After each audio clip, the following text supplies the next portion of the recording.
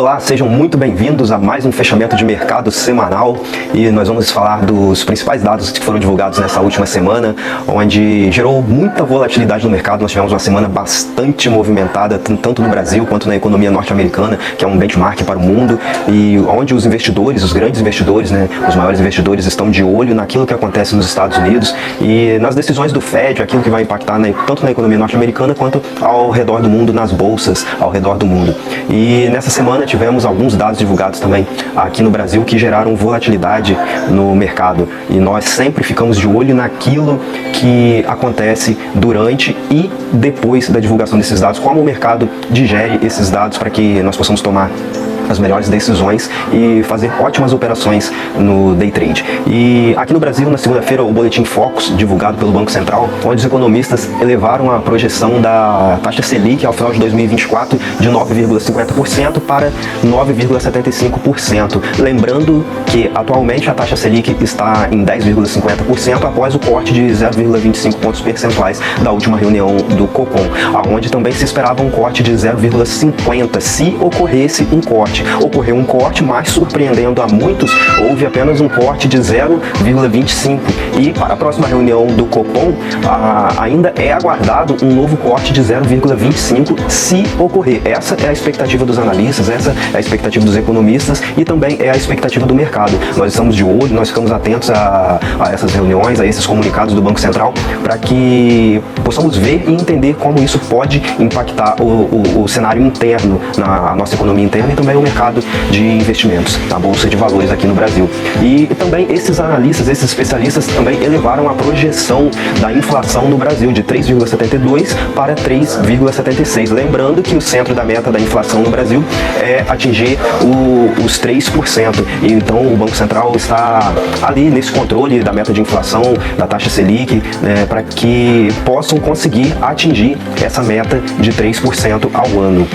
Vamos continuar de olho naquilo que será divulgado pelo Banco Central, os comunicados do Banco Central, as próximas reuniões do Copom, como que o mercado vai reagir diante dessas informações. Nós sempre ficamos de olho tanto no Brasil, mas também sempre lembrando de acompanhar os Estados Unidos, pois o Brasil também segue aquilo que o Fed decide ali. Nós estamos vendo como o mercado brasileiro tem se comportado diante da reação do Fed, que manteve na última reunião a taxa de juros nos Estados Unidos, e aqui no Brasil nós tínhamos também a expectativa de manutenção da taxa, mas também tínhamos uma expectativa de continuar os cortes de 0,50%, mas ocorreu uma redução nesses cortes, então houve uma desaceleração nos cortes aqui no Brasil. Então continuamos de olho em como o Fed vai reagir ali nos Estados Unidos e se o Banco Central brasileiro vai seguir a mesma linha de manter os juros ou se continua cortando juros aqui no Brasil. E falando de corte de juros, nos Estados Unidos, o Fed diminui levemente as chances de cortar juros em setembro, depois da divulgação do relatório do PPI, onde mostra uma leve alta na inflação ao produtor, com um aumento de 0,5%. E apesar dessa leve alta na inflação ao produtor, a probabilidade do Banco Central norte-americano cortar taxas até setembro ter também diminuído, o CME Group ainda continua com a expectativa de que os cortes ocorram a partir de setembro.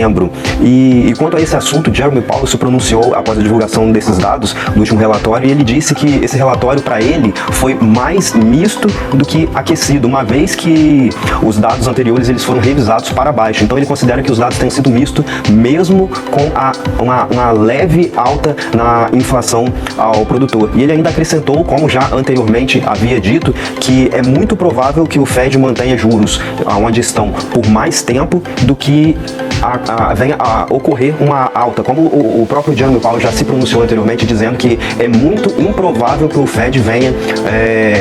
fazer uma nova elevação nas taxas de juros, mas que os juros podem continuar na mesma proporção, podem continuar com a manutenção por mais tempo do que se espera. E na zona do euro, o relatório divulgado essa semana mostra que a economia cresceu na Europa 0,3%, também junto com o mercado de trabalho. O emprego cresceu também 0,3%, mostrando uma lenta recuperação da economia na Europa, com um PIB de 0,3%, onde a Espanha teve um percentual maior de 0,7%, seguido da França, Itália e Alemanha ali com percentuais na média dos outros países da Europa, ou um pouco abaixo da média, mostrando uma lenta recuperação recuperação na economia na zona do euro, após 6 trimestres em baixa. Agora mostra uma leve recuperação, um leve aquecimento na economia na zona do euro, mostrando um crescimento de 0,3% no mercado de trabalho, onde as empresas estavam também, assim como nós falamos aqui algumas semanas atrás, que nos Estados Unidos havia um acúmulo da mão de obra nas empresas com receio de que não encontrassem mão de obra qualificada, como ocorreu no período da pandemia. Na Europa também veio acontecendo isso. As empresas estavam mantendo a mão de obra, mantendo os funcionários, mesmo em meio a um período de recessão na zona do euro, estavam mantendo os funcionários, não estavam desligando, para que pudessem continuar com seus funcionários com mão de obra qualificada, e assim isso fez com que o desemprego também diminuísse, e agora a gente vê novas contratações no mercado de trabalho na Europa, fazendo com que o emprego tenha uma leve alta, fazendo com que a economia na zona do euro seja aquecida também. E voltando mais uma vez para os Estados Unidos, o relatório CPI divulgado nessa semana mostra uma leve alta na inflação nos Estados Unidos, mas abaixo do esperado. O relatório foi divulgado em 0,3%, mas, como disse, abaixo do esperado, mostrando que a inflação tem retomado a sua tendência de baixa, como se espera pelo Fed também, para que haja novos cortes na taxa de juros, e com isso aumenta as expectativas de cortes na taxa de juros em setembro. Como nós falamos anteriormente, após a divulgação do PPI, os investidores consideraram que poderia não ocorrer cortes em setembro, diminuindo as expectativas, mas após a divulgação do CPI, a retomada das expectativas pelos investidores aumentaram novamente, indicando a possibilidade dos cortes iniciarem no mês de setembro nos Estados Unidos. E com isso nós ficamos na expectativa, mais uma vez, se isso acontece de fato ou não, e como o Jerome Powell já falou, os Estados Unidos podem manter os juros na mesma faixa que estão por mais tempo do que se espera. Então, mesmo com altas expectativas para o início dos cortes de juros, ainda assim existe a possibilidade do Fed manter juros por mais tempo do que se espera. Então pode ainda manter esses juros além de setembro. Vamos continuar nessa expectativa e continuar as nossas análises e verificar com as próximas divulgações do Fed. Essa semana nós temos a divulgação da ata do FONC e vamos ver como que o mercado vai reagir, também o pronunciamento dos líderes do Fed em relação à inflação, em relação à taxa de juros ali nos Estados Unidos. Depois da divulgação do CPI nos Estados Unidos, os índices norte-americanos gostaram bastante dos dados que foram divulgados e operaram com altas de 0,44%, enquanto que aqui no Brasil o índice futuro operava em queda de 1%, sendo impactado também pelas ações da Petrobras, após o desligamento de Jean Paul Prats da presidência da petroleira. E, em contrapartida, o dólar estava com uma leve alta de 0,26%, operando na faixa de 5,144. E falando de Petrobras, como nós já começamos a falar sobre o assunto, Jean Paul Prats foi desligado da presidência da estatal e a nova indicada do governo é Magda Chambriard, que assumirá a presidência da estatal. E o impacto dessa troca, dessa mudança pelo governo nas ações e também no índice brasileiro foi muito grande durante essa semana, que houve uma oscilação muito grande,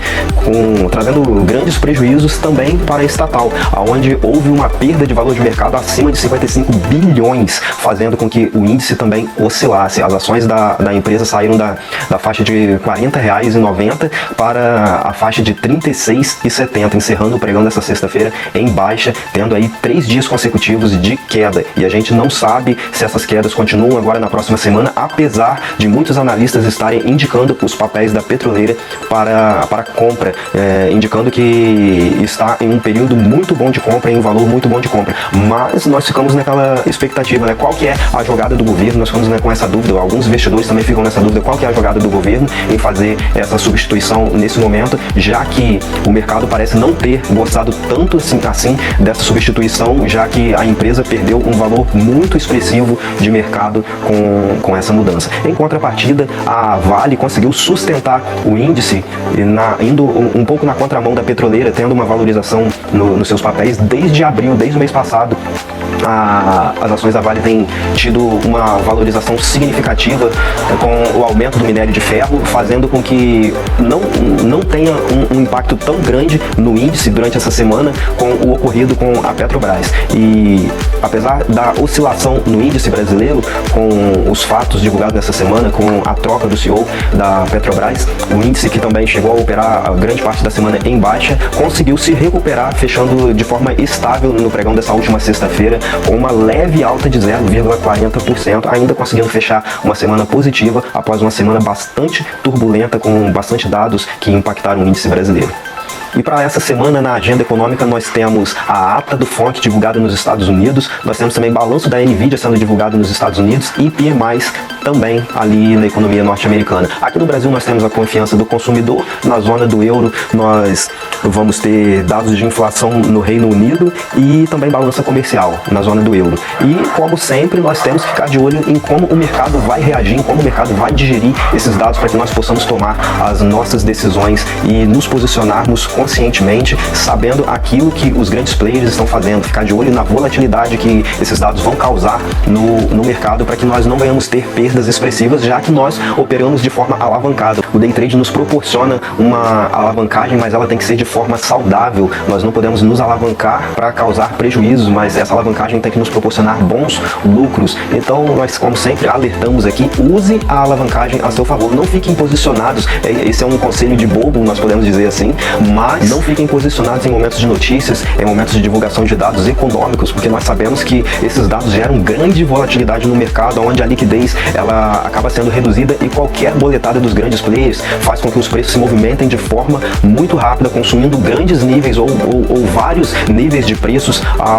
naquele momento onde acontecem a execução dessas ordens, porque não existe liquidez no book, não existe liquidez para que sejam consumidas as ordens que os grandes players acabam executando. Então não é aconselhável que nós fiquemos posicionados nesses momentos, a fim de evitarmos perdas significativas. Se nós estivermos posicionados e o dado vier a favor da nossa posição, isso é muito bom, mas mesmo estando a nosso favor, aquela oscilação que nós falamos aqui, que acontece com as boletadas que os grandes players executam nesses momentos, pode fazer com que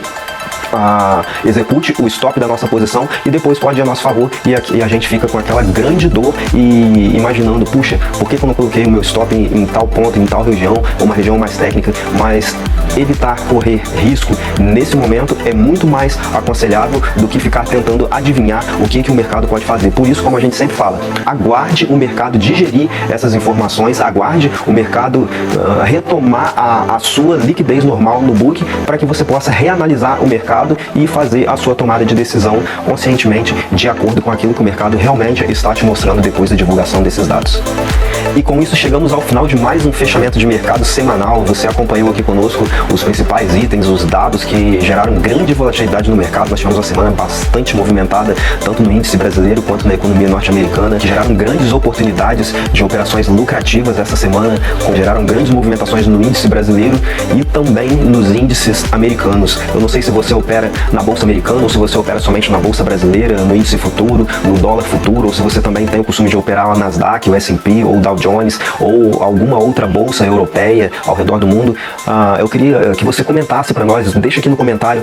qual que é o índice que você mais gosta de operar, qual o mercado que você mais gosta de operar, que você se sente mais à vontade, que você já identificou que você fica mais à vontade para fazer as suas operações no day trade. E com isso eu te convido a se inscrever no nosso canal, deixar o seu joinha, deixar o seu like aqui para nós, mostrando que esse conteúdo é relevante para você e que o YouTube também possa mostrar para outras pessoas como um conteúdo educativo, como um conteúdo relevante, que você possa compartilhar esse vídeo com o seu amigo que busca informação para aprendizado no day trade, que ele possa encontrar nesse canal também grandes informações e um canal educacional para contribuir para o seu crescimento no mercado financeiro. Nós te convidamos a se inscrever, comentar, compartilhar e deixar aqui os seus insights, as suas dicas de próximos vídeos que nós podemos estar fazendo para você também, e que você possa estar conosco na próxima semana acompanhando mais um fechamento de mercado com os principais dados econômicos, os dados e notícias divulgados durante a semana, que irão gerar volatilidade no mercado, e possamos compartilhar pensamentos, compartilhar opiniões, e com isso possamos somar uns com os outros para que o nosso crescimento e aprendizado no mercado financeiro se torne consistente, assim como as nossas operações e também os nossos ganhos no mercado financeiro. Nós nos vemos na próxima semana com mais um fechamento de mercado semanal. Até lá!